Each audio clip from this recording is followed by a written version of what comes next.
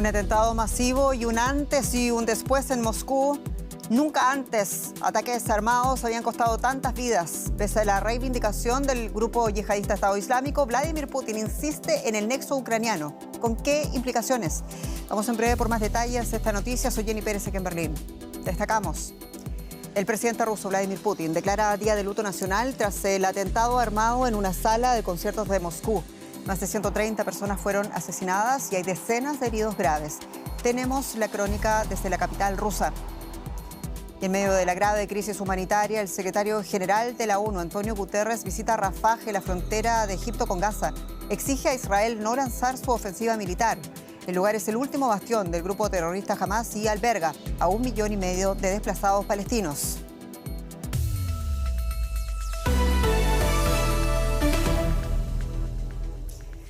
Al menos 133 personas murieron en Rusia en el atentado contra una sala de conciertos a las afueras de Moscú. Las autoridades advierten que el número de fallecidos podría aumentar sensiblemente.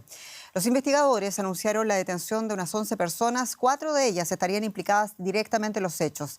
Estado Islámico se atribuyó la responsabilidad de este ataque en un comunicado, pero el gobierno ruso apunta a Ucrania. El gobierno ucraniano ya ha rechazado categóricamente una conexión con los atentados. Docenas de personas dejan ramos de flores alrededor del salón de conciertos Crocus City Hall en señal de luto. Adentro, bomberos registran el edificio, que sigue ardiendo desde que anoche hombres armados lo prendieron fuego tras disparar a la multitud. El atentado, uno de los más sangrientos en Rusia, ha conmocionado el país. Una multitud espera para donar sangre para los heridos.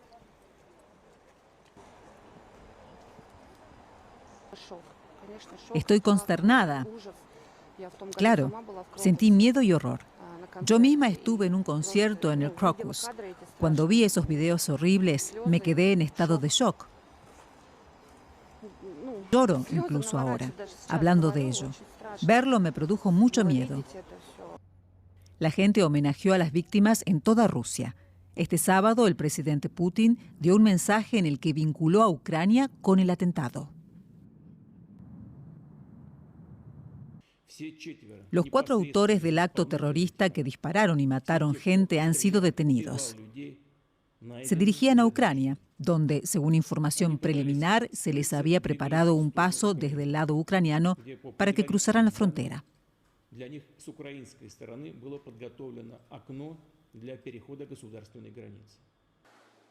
La televisión rusa mostró imágenes del área en la que los atacantes habrían sido detenidos. Ucrania rechaza estar involucrada en el atentado y el Estado Islámico reclama su autoría. Estados Unidos sostuvo que intentó alertar a Rusia sobre un potencial ataque en las últimas semanas. Putin lo negó el 19 de marzo. También quiero recordar las recientes declaraciones provocadoras de algunas autoridades de Occidente sobre posibles ataques en Rusia. Estas actitudes se asemejan a un chantaje dirigido a intimidar y desestabilizar a nuestra sociedad. Moscú informó que los rescatistas continuarán rastreando la zona del atentado por varios días, mientras que el domingo fue declarado Día de Luto Nacional. Tenemos con nosotros al periodista Javier Cuesta en directo desde Moscú, con detalles de este momento en la capital rusa. Javier, saludos. Escuchábamos al presidente Vladimir Putin que insiste en la conexión ucraniana con los terroristas del ISIS, de Estado Islámico. ¿Qué más se dice a este respecto en Moscú y qué se sabe de las investigaciones? La investigación todavía continúa, pero Moscú, la versión de Moscú, apunta hacia Ucrania. Quieren acusar a Ucrania de estar detrás del atentado. El presidente ruso, Vladimir Putin, se ha dirigido hoy a la nación, un día después del acto terrorista, y ha asegurado que los 4 atacantes que huyeron del centro de ocio se dirigían a Ucrania directamente y porque contaban allí en la frontera con una ventana, con un acuerdo para poder pasar al otro lado. Sin embargo, el embajador bielorruso en Moscú, Andrei Krutoy, ha asegurado que antes de dirigirse hacia Ucrania, los atacantes habían intentado acceder a Bielorrusia, pero lo evitaron sus fuerzas de seguridad. Por otra parte, el Servicio Federal de Seguridad ruso ha anunciado hoy que ha detenido a 11 sospechosos, incluidos 4 de los atacantes del edificio. Según la versión de los servicios de seguridad, los terroristas tenían contactos en la parte ucraniana. Y a todo esto el gobierno ruso mantiene cancelados todos los actos públicos. Imagino naturalmente sigue habiendo mucha conmoción en la ciudad. ¿Cómo está Moscú un día después de los peores atentados cometidos contra civiles en su suelo? La capital rusa sigue conmocionada por el atentado de ayer y hoy en la entrada del edificio, que está blindado por la policía, se han dirigido cientos de moscovitas para depositar sus flores y juguetes en recuerdo a las víctimas. Muchos de los presentes lloraban, todavía impresionados por el atentado de ayer, e incluso se han acercado a algunos de los supervivientes que han relatado cómo evitaron la tragedia, cómo escaparon del lugar. Por otro lado, el alcalde de Moscú se ha dirigido a los hospitales para visitar a los heridos y en toda la ciudad, en todos los carteles publicitarios, han sido sustituidos sus anuncios por velas con un fondo negro en el que dicen "lloramos" y la fecha de ayer, la fecha del atentado. De todas formas, este dolor se ha enviado también al resto del país y mañana será declarado día de luto oficial. Javier Cuesta, periodista, muchas gracias. En Moscú. Un saludo. ISIS, Estado Islámico, no solo reivindicó los atentados, también publicó una fotografía con los supuestos responsables de los hechos. Y tenemos con nosotros a la doctora Marina Mirón, investigadora experta en defensa del King's College de Londres. Doctora Mirón, saludos. El grupo islamista y yihadista Estado Islámico se ha atribuido, decíamos, la autoría de estos atentados, que dicho sea de paso no serían los únicos que han perpetrado en Rusia. Uno de ellos, por ejemplo, sucedía en el año 2017 en el metro de San Petersburgo. Aquí la pregunta, ¿por qué de nuevo Rusia y ahora? Buenas tardes. Pues es una buena pregunta. Tenemos que tener en cuenta que cuando hablamos del atentado de 2017, hablamos del Estado Islámico en Irak y Siria. Entonces es otro grupo. Hay un grupo que se llama Estado Islámico Kappa, en Khorasan. Este grupo está afiliado con el Estado Islámico, pero ellos están operando en otras zonas, por ejemplo, en la frontera de Tayikistán, en Afganistán. Entonces, este es un grupo que está afiliado, pero no está directamente conectado. En 2017, Rusia estaba en Siria con sus militares ahí luchando contra el Estado Islámico. Entonces, sí que hay un motivo para hacer este atentado. Pero ahora lo que tenemos es que no hay un motivo real que tiene el Estado Islámico Khorasan para hacer este atentado ahora. De todo esto, Estados Unidos ha condenado fuertemente estos atentados. Aseguran haber incluso advertido a Moscú de la posibilidad de un ataque terrorista en su suelo. Sin embargo, Rusia insiste en la conexión con Ucrania. ¿Ve usted oportunismo político quizás para profundizar la guerra en Ucrania?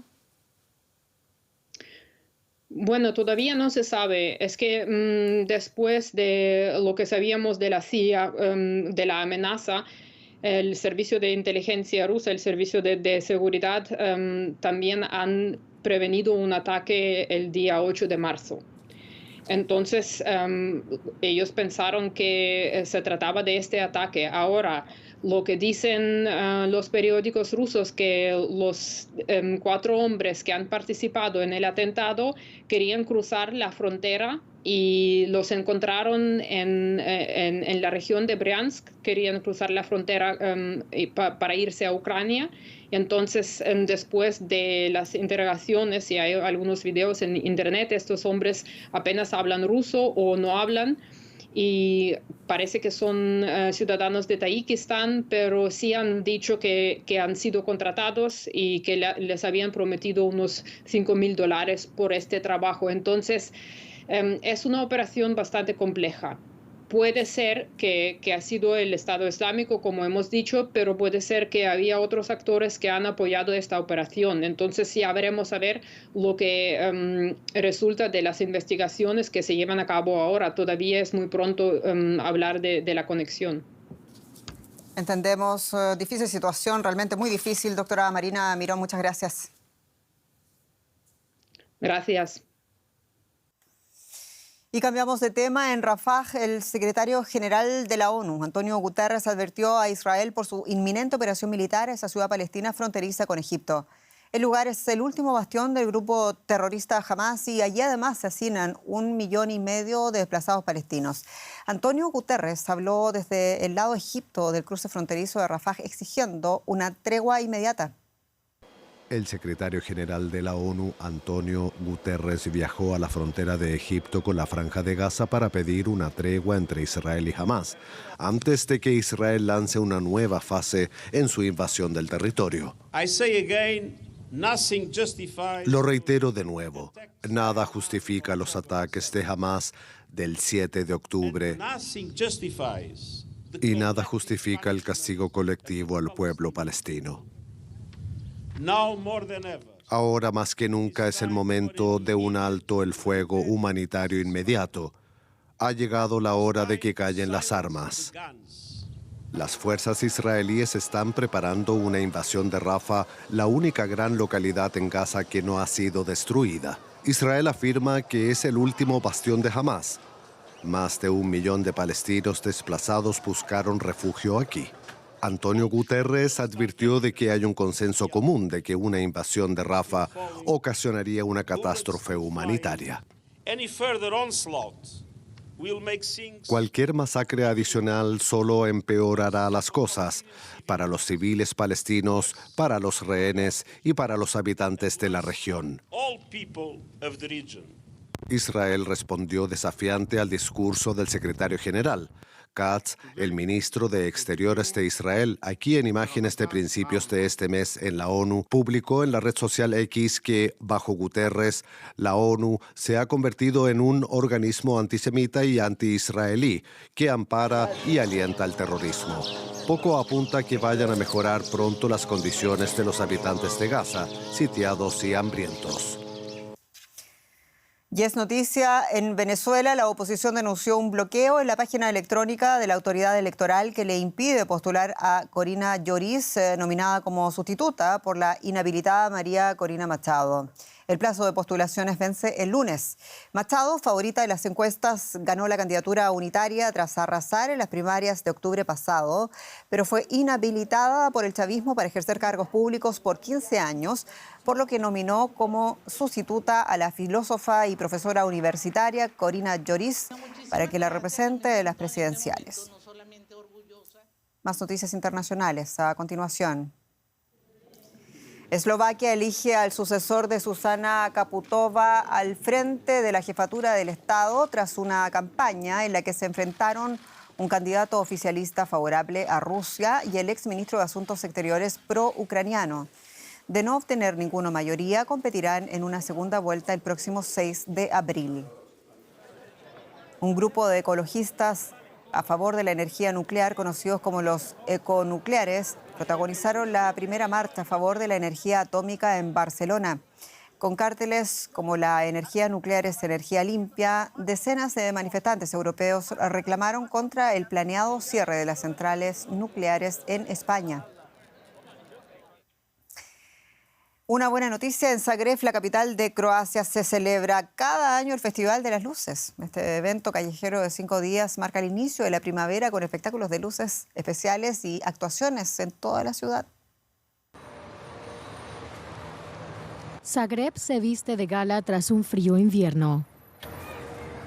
Con la primavera, el Festival Anual de las Luces ilumina sus calles.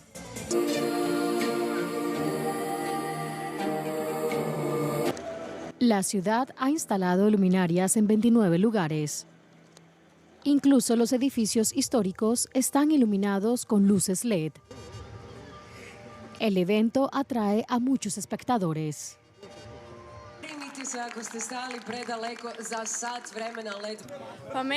Me gusta mucho, vengo todos los años y siempre hay algo nuevo, me lo paso muy bien. El tipo de instalaciones que hicieron, el tipo de espectáculo es realmente genial. Este es el 6º espectáculo de luz en Zagreb. Este año el tema central es el medio ambiente. Las autoridades aseguran que el Festival de las Luces es uno de los eventos más populares del país, un referente para quienes celebran el inicio de la primavera. Solo tiempo para despedirnos y agradecerles como siempre su confianza. Soy Jenny Pérez, esto es Deutsche Welle desde Berlín para ustedes. Muchas gracias y hasta pronto.